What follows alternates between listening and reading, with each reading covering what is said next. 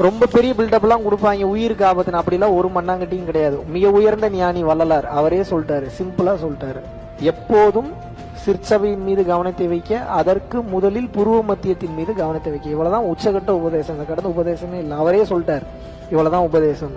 இதை நாம் தினமும் பயிற்சி செய்ய வேண்டும், இல்லை என்றால் நிச்சயமாக சிக்கி கொள்வோம். புரிஞ்சுதா? எப்பெல்லாம் டைம் கிடைக்குதோ அப்பெல்லாம் நிச்சயமாக இந்த பயிற்சியை செய்ய வேண்டும். தினமும் பண்ணிடணும், கொஞ்ச நேரமாவது பண்ணிடணும்.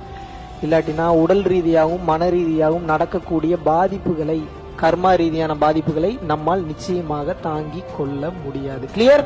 யோகம்னா இப்ப என்ன? சூடு ஏத்துறோம். ஏன் சூடு ஏத்துறோம்? அப்பதான் கர்ம வினை அழியும். சரி, ஓகே. சூடு ஏத்தும் போது உடம்பு தாங்கணும்னா என்ன பண்றது? அந்த 2 வீடியோ கம்பல்சரி பார்க்கணும், இல்லைன்னா பயிற்சியே பண்ணிடாதீங்க தயவு செஞ்சு. ஏன்னா வெளிமூச்சு உள்மூச்சாக திரும்பும் போது பார்க்காத பேரதிசயங்களை பார்ப்பீங்க. என்னென்னமோ நடக்கும், சில நேரத்தில் அது நடக்காம கூட போகும். பட் எதுக்கும் நாம் எதிர்பார்க்க கூடாது. தொடர்ந்து நாம் பயிற்சியை செய்து கொண்டே வர வேண்டும், எந்தவித எதிர்பார்ப்பும் இல்லாம. இன்னைக்கு சொல்றேன், 5 வருஷம் 4 வருஷத்துல இருந்து 5 வருஷம் இடையில விட்டாலும் மறுபடியும் கண்டினியூ பண்ணணும்.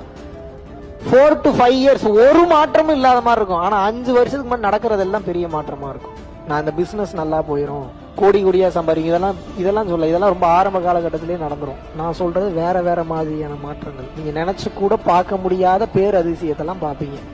4 to 5 years எதிர்பார்க்காம பயிற்சி பண்ணணும். பண்ணிடலாமா?